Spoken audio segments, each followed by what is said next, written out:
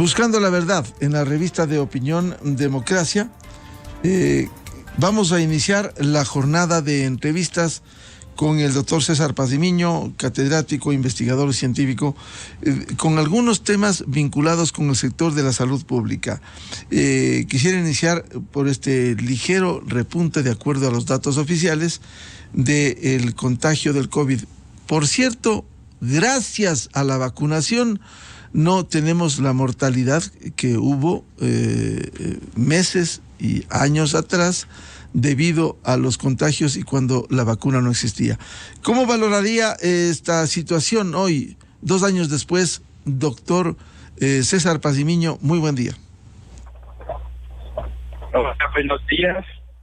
¿Se escucha bien? Sí, está al aire, doctor Pazimiño. Ok, muchas gracias. Bueno, se ha visto que estaba previsto que con la flexibilización, digamos así, de las medidas de control de la pandemia, como entre ellas el decir que ya la mascarilla no era necesaria, se vio que en realidad hubo un momento que todo estaba tranquilo, pero en las últimas semanas se ha visto que hay un repunte de un 15% en relación a todo lo que se venía viendo de los casos de COVID. Esto es que se vio 2 casos, 5 casos, un promedio de 100 casos por semana, pero ahora el promedio de casos está en 300, más o menos, casos por semana. Algún momento hubo 1.500 casos en unas de las semanas anteriores, pero esto se preveía que iba a ocurrir con el tema de la flexibilización de las medidas de control, y por fortuna, y en realidad como se anotaba, Miguel, como tú decías, es el tema de la vacunación ha sido trascendente para lo que es el control de la propagación del virus, ¿no? Que de todas maneras, al tener ya alrededor de 87% de población vacunada, estaríamos llegando a lo que se aspiraba como lo que se llama el efecto rebaño, que es un 90% de población vacunada, y eso estamos viendo como resultado que en realidad no ha habido un contagio tan elevado como se habría esperado en otras condiciones sin la vacunación. Frente a este ligero repunte, ¿cómo enfrentar este momento a fin de que no existe el impacto que hubo? Por cierto, hay un notable crecimiento en la vacunación, casi 14 millones con las 2 vacunas, alrededor de 13 millones con la primera dosis de refuerzo, y hay un número mucho menor con la segunda dosis de refuerzo, doctor Pazimiño. Bueno, siempre dijimos, y en realidad en eso coinciden muchos de las personas que trabajan en epidemiología en el sector de la salud, que era muy prematuro decir que se deje de usar la mascarilla, que se deje hacer los controles en los lugares públicos.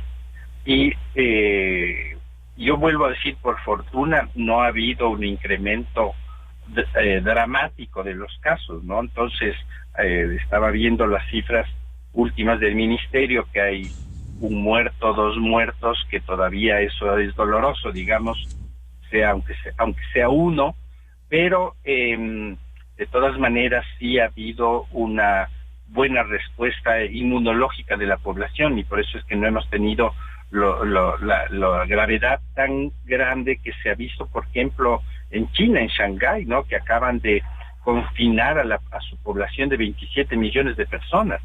Entonces, todas esas cuestiones que por fortuna aquí no hemos visto, y yo esperaría que las muestras epidemiológicas, de los datos epidemiológicos apuntan a que no va a aumentar de la forma dramática que está viéndose, por ejemplo, en China, que es uno de los ejemplos más trágicos, ¿no?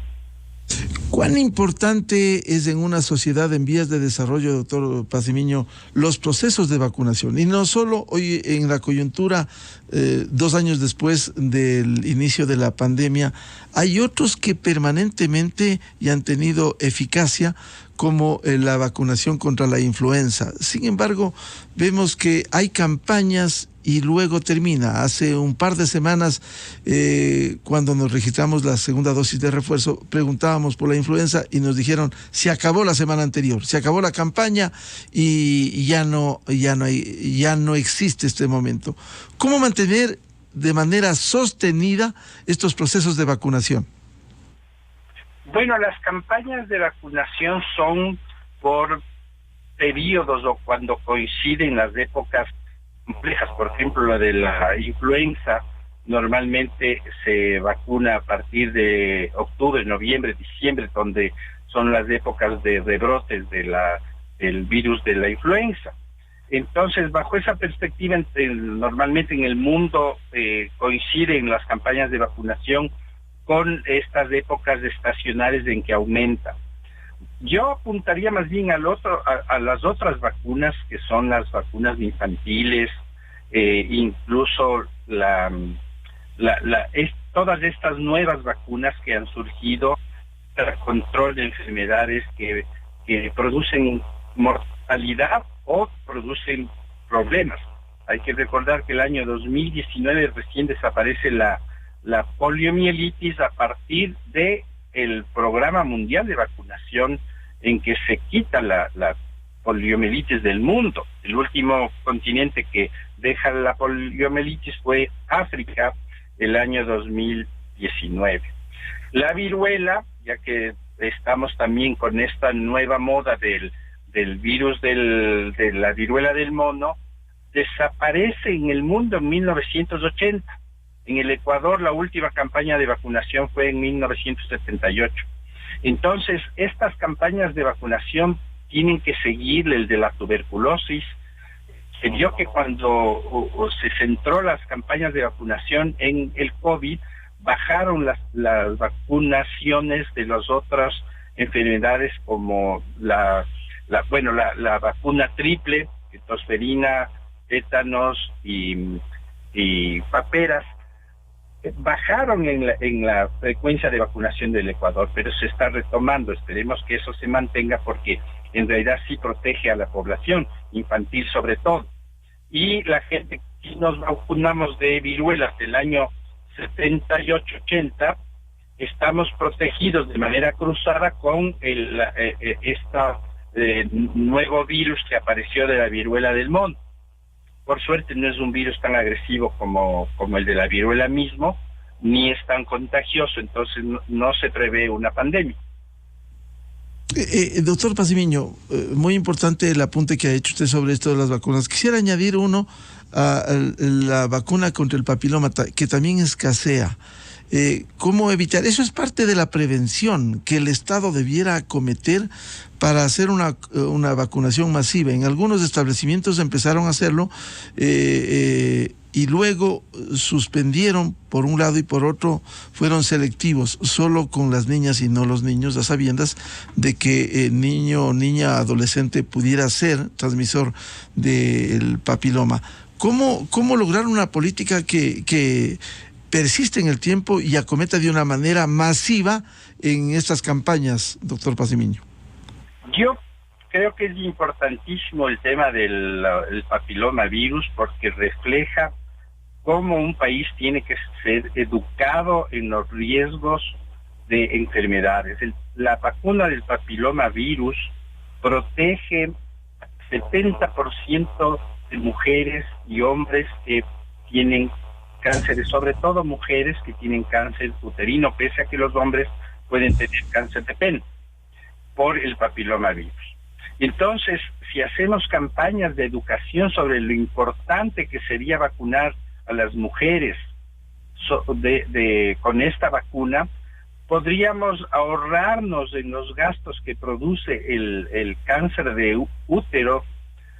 Sería extremadamente importante el ahorro para la sociedad y para el país.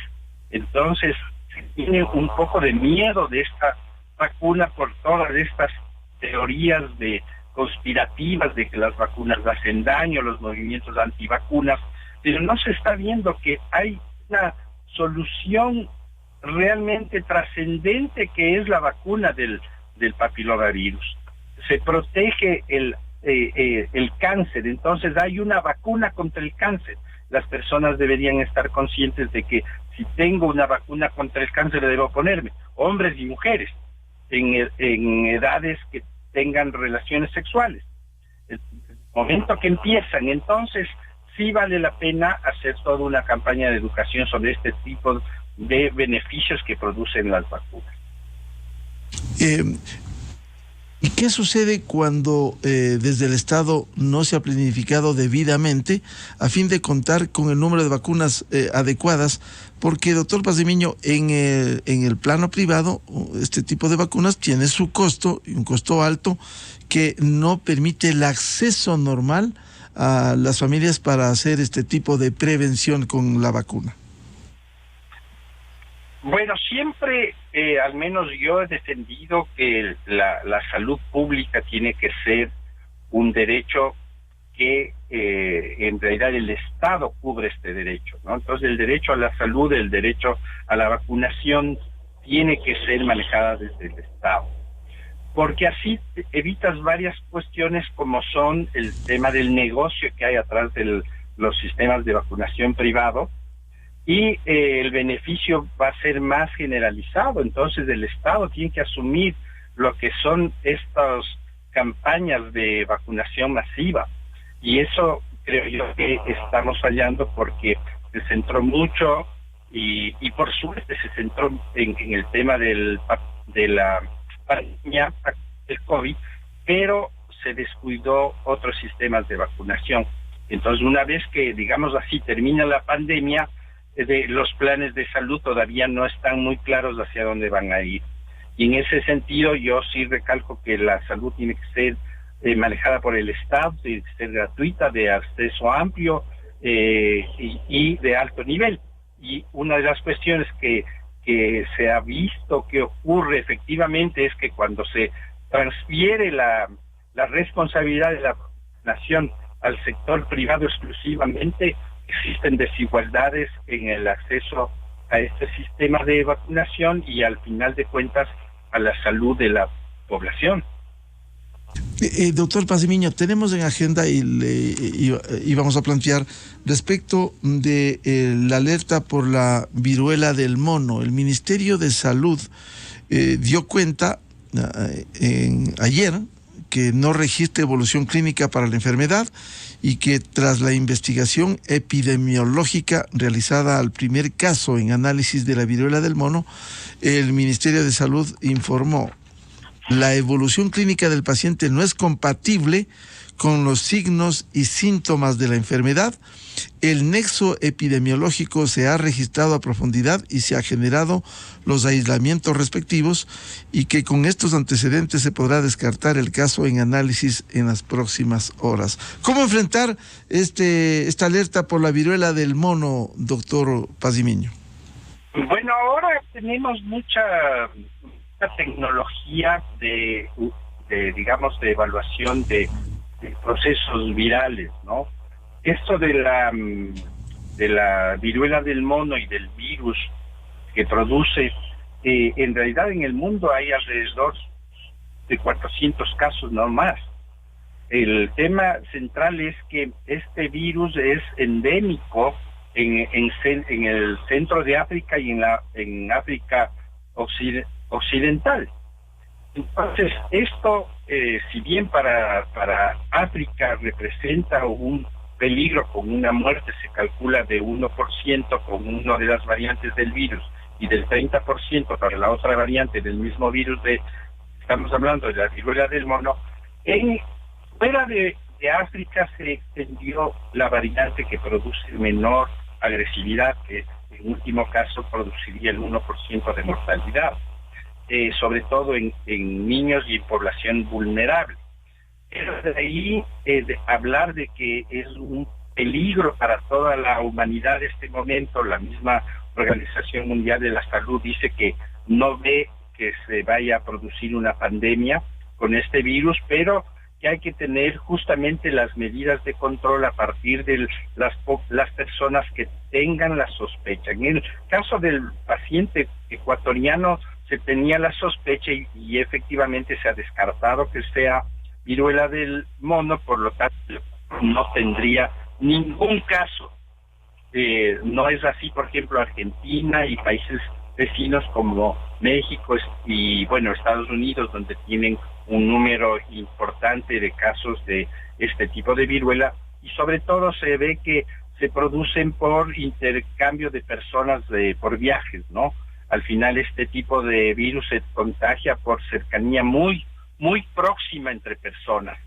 Se contagia también por las costras que dejan las úlceras pequeñas que se produce con esta enfermedad, pero es mucho más difícil la contagiosidad. Si hablábamos del COVID, que una persona podía contagiar a hasta 8 a 16 personas dependiendo de la variante, este virus parece que la contagiosidad es 1 en más de 50, entonces estamos hablando de que no es un virus tan agresivo como se pensaba. Por ahora en el Ecuador no existe.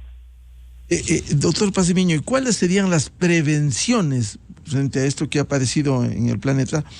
¿Cómo mantener las medidas de bioseguridad? ¿Qué hay que hacer? El tema de la higiene, que es fundamental para este y cualquier otro tipo de contagio. Exactamente, yo creo que la población estuvo involucrada en todo lo que son medidas de control biológico de estas contaminaciones, y la Organización Mundial de la Salud habla de lo mismo. Uso de mascarilla, desinfección frecuente de manos, desinfección de los posibles sitios de contagio, como serían hospitales, o cuando se detecte un caso, las viviendas y las personas que están alrededor. Se habla de refuerzo de vacuna de viruela en las personas que no fueron vacunadas, sino solo hasta el año 1978. Entonces, todas estas son los controles. Incluso se habla de distanciamiento de los posibles contagios familiares, gente próxima, y aislamiento del paciente que tenga la enfermedad, con estudios de genómica, de secuenciación del virus y de evaluación del virus a través de PCR, que ya estamos acostumbrados a esa terminología por el tema del COVID. Entonces, todas estas más o menos coinciden, estas medidas, con las medidas del COVID. Doctor Pazimiño, ¿qué está pasando en el planeta cuando hace ya algunas décadas algún tipo de epidemias, algunas epidemias fueron erradicadas? Y se podría citar muchísimas, lo que pasó con la viruela y otros. Sin embargo, vemos que hay reactivación o el aparecimiento de estas de estos nuevos contagios. ¿Cómo enfrentar estos hechos y por qué está sucediendo? Bueno, parto del virus del mono y del COVID, ¿no? Parecería que este contacto que tienen los humanos con las especies silvestres, por cualquiera de las razones que sea, por consumo, porque el ambiente de estas especies se disminuye y hay mayor contacto con los humanos, es el mejor terreno para que aparezcan virus nuevos. Normalmente los virus están relegados a especies específicas. Por ejemplo, el virus de la viruela del mono, pese a eso, puede transmitirse al humano y a otros animales incluso, porque hay viruela de los cóndores, de los caballos, etcétera, ¿no? Porque es un virus de animales, zoonóticos se llaman, ¿no? Por eso es que afecta a todo tipo de animales. Este contacto que tenemos con la naturaleza de manera, digamos, alterada, hemos destruido los ambientes, empezamos a consumir productos de la naturaleza que antes no los consumíamos, y esta relación hace que seamos vulnerables a los nuevos virus. Y los virus tienen la capacidad de mutar, y cuando mutan pueden expandirse a otras especies, que es lo que estamos viendo. Probablemente aparezcan otros.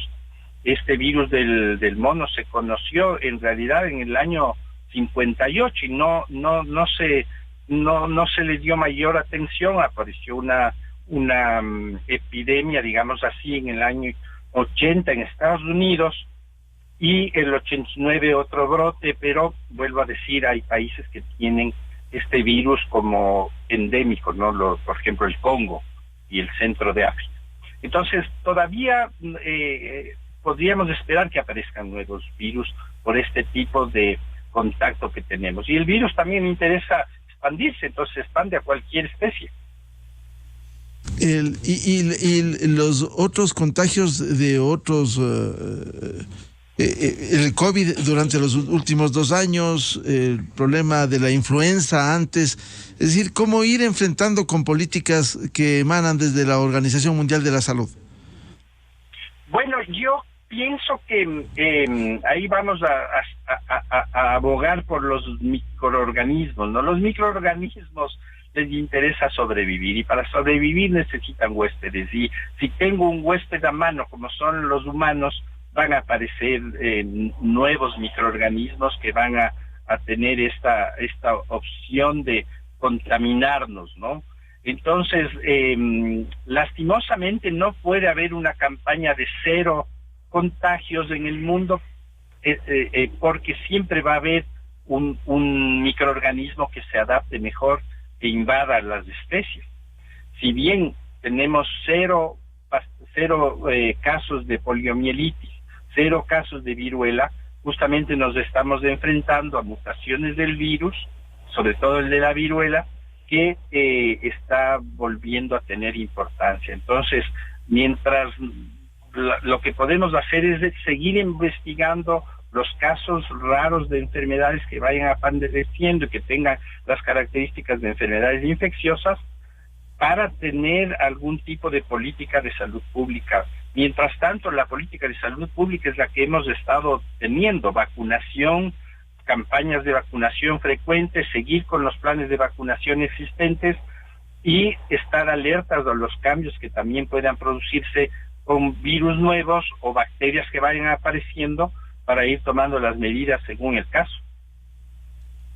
Doctor Pazimiño, ¿y cuánto juega la necesidad en una sociedad, en un país como en el Ecuador, si se recomienda permanentemente para todo medidas de bioseguridad, el buen lavado de manos con jabón, usar también el alcohol, complementariamente el gel? Esto siempre debió haber, con mayor razón cuando se exige lo último frente al COVID. Sin embargo, tenemos un serio problema aún, especialmente en poblaciones alejadas.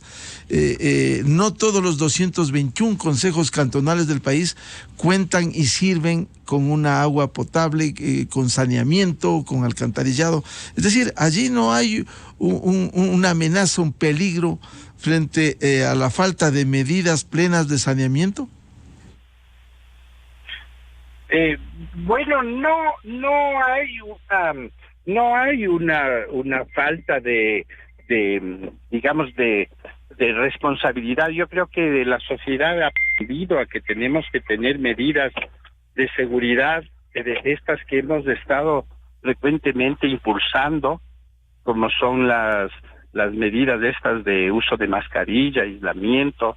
Estamos, digamos, entrenados con el tema de la pandemia de COVID, estamos entrenados como sociedad a tener medidas de control. Lo que tenemos es que ser conscientes de que cualquier tipo de enfermedad que sea de transmisión directa entre personas, vamos a tener que esmerarnos por tener mejores medidas de control y ser conscientes. Como yo siempre suelo decir, tenemos que ser solidarios ciudadanos, que frente a una enfermedad de este tipo, que es por transmisión, tenemos que ser suficientemente conscientes para aislarnos, para tener medidas de de control como es el uso de las mascarillas, las que hemos dicho que la misma Organización Mundial de la Salud da cuenta para poder protegerse de enfermedades de este tipo.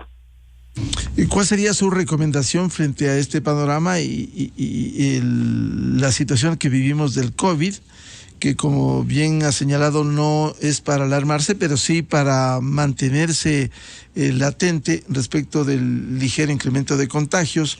El problema también de la alerta por la viruela del mono, doctor Pazimiño.